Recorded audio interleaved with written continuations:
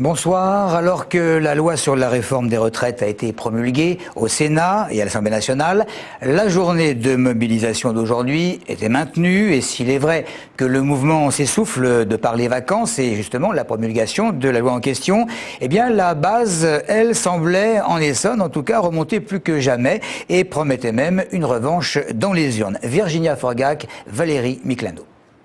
7e journée de mobilisation contre la réforme des retraites depuis la rentrée. Alors que la loi a été votée au Sénat et à l'Assemblée nationale, la base a du mal à lâcher prise. Et si le gouvernement pense avoir gagné la bataille, les salariés, notamment ceux de la SNECMA, ne s'avouent pas vaincus et promettent une revanche dans les urnes, notamment grâce au soutien de l'opinion publique.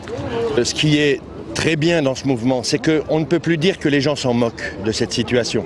Ils l'ont prouvé par millions. Ceux qui sont venus se bagarrer, ceux qui nous ont approuvés dans les diffusions de tracts, bloqués encore hier sur le rond-point par une diffusion de tracts pour annoncer la manifestation d'aujourd'hui. Ce soutien, on le voit, et ça forcément que ça laissera des traces, là ou dans des bagarres futures de toute façon. Plusieurs rassemblements étaient prévus avant la manifestation parisienne. Celui des étudiants de la fac d'Evry a été annulé. Il n'était que 60 à y participer, vacances oblige. Le nombre de manifestants est largement en baisse selon le ministère et les syndicats par rapport aux journées précédentes. Fort des sondages, les grévistes et organisations syndicales ne s'avouent pas vaincus tant que la loi n'est pas promulguée par le président de la République d'ici la mi-novembre.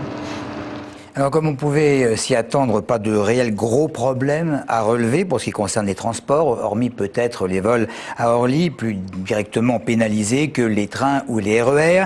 Cela dit, Gérard Huot, après la CGPME, avait lancé une sorte de cri d'alarme il y a quelques jours à propos des entreprises durement pénalisées par les mouvements de grève. Et une enquête de la Chambre de commerce et d'industrie auprès de près de 200 sociétés révèle d'ailleurs que les 2/3 des entreprises du département s'estiment véritablement menacés. On parle de dépôt de bilan alors que la reprise, il faut le rappeler, avait débuté. Côté syndicat, on estime que c'est de l'exagération en estimant que les grèves n'ont pas, je cite, la portée d'une crise financière.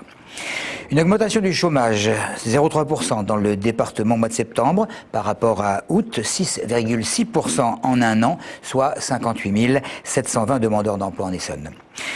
Elle a été durant plus d'un an l'adjointe de Serge Dassault lorsque le sénateur dirigeait la mairie de Corbeil. Et Nathalie Boulet-Laurent en a gros sur le cœur puisqu'elle a écrit une lettre ouverte en parlant d'absence de vision d'avenir dans l'équipe dont elle faisait partie. Nathalie Boulet-Laurent qui se réserve néanmoins, dit-elle, pour 2014. Cela dit, Jean-Pierre Bechter parle de mensonges à propos de la lettre en question en expliquant que l'ancienne adjointe écrit vraisemblablement, dit-il, sous la dictée de Bruno Piriou, le conseiller général candidat de la gauche à la mairie. On passe aux assises d'Evry avec ce jeune homme accusé de 14 viols d'enfants. Christophe Garnier est resté, comme tous nos confrères, sur place toute la journée, attendant ce verdict. Le verdict qui vient juste de tomber d'ailleurs. On rappelle que l'avocat général avait requis hier 16 ans de prison. L'animateur suspecté de viol lors de colonies de vacances après avoir débuté ses forfaits, lui-même mineur sur ses frères et sœurs, a été condamné, Christophe Garnier vient de nous le dire par téléphone, à 13 ans de prison et 10 ans de suivi judiciaire. Et parmi les victimes, a poursuivi Christophe Garnier, 2 n'ont pas été reconnus comme tels. Nous aurons évidemment beaucoup plus de précisions demain dans ce même journal. Les menaces de Ben Laden, le chef d'Al-Qaïda qui exige, vous le savez, le retrait d'Afghanistan, entre autres, et qui vise particulièrement notre pays. Alors, menaces prises au sérieux ou non? Réponse en Essonne. C'est pas rassurant. Hein. Est-ce que c'est du chantage? Aucune importance. Je fais pas attention à ça, sinon on sort plus de chez soi. Il y a plein de choses, non. Franchement, moi je travaille normalement, je prends le RER tous les jours, sauf le vendredi. Mais c'est vrai que les menaces en France, on a peur un peu d'aller dans Paris, et surtout où il y a la foule, quoi, en fait. C'était à prévoir, hein, de toute façon. Le moins de terrorisme dans le monde aujourd'hui se revendique de Ben Laden, donc il a beau jeu de s'approprier ces événements. C'est très politisé, c'est en rapport avec, bien sûr, les otages. Je ne crois pas, non. Je ne crois pas parce que de menaces, il y en a tout le temps, mais il y a beaucoup de fois que ça n'arrive pas. Bah, écoutez, je prends l'avion aujourd'hui, donc on croise les doigts. Mécontentement à Vigneux-sur-Seine, les habitants de la rue Marcel Cachin ont eu la mauvaise surprise de découvrir que leur adresse, la rue Marcel Cachin justement, devenait la rue des Amaryllis. À l'origine de ces nouvelles appellations, la volonté d'uniformiser plusieurs voies du quartier de Lely, un changement qui pourrait paraître anodin, mais qui demande quand même aux locataires un certain nombre de démarches dont, disent-ils, il se serait bien passé. Ça fait 40 ans que j'habite là, ça fait 40 ans que je suis Marcel Cachin et du jour au lendemain on nous change. Non, c'est pas agréable, quoi. Il a fallu que j'aille à la mairie, moi, pour demander l'arrêté municipal afin de pouvoir changer ma carte grise parce que ça me fait des frais que personne ne prend en charge et on nous a aucunement averti qu'ils allaient changer le nom de la rue. Je n'étais pas content parce que si on change une adresse comme ça sans demander l'avis des gens, ou je sais pas moi, sans avertir les gens, donc vraiment c'est les gens qui habitent dans la rue, je pense que c'est pas une bonne méthode de le faire.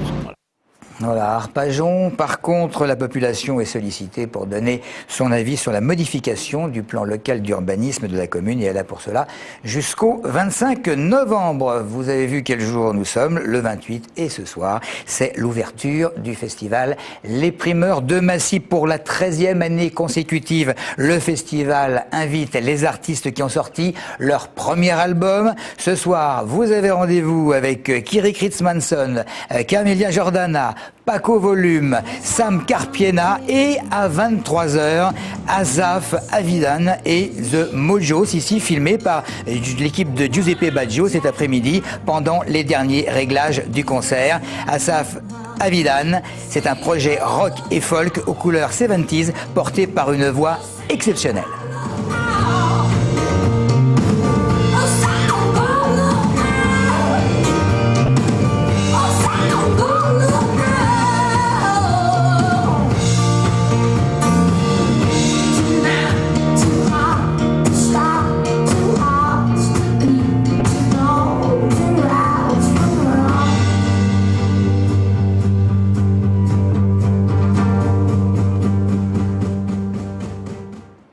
Voilà, alors pour ceux qui aiment, l'album The Reckoning est sorti d'abord en Israël, terre natale de ce musicien, et en février dernier, l'album en question est arrivé en France. Ce festival, je vous le rappelle, il programme 5 artistes par soirée et jusque dimanche soir, qu'on se le dise. Merci de nous avoir suivis.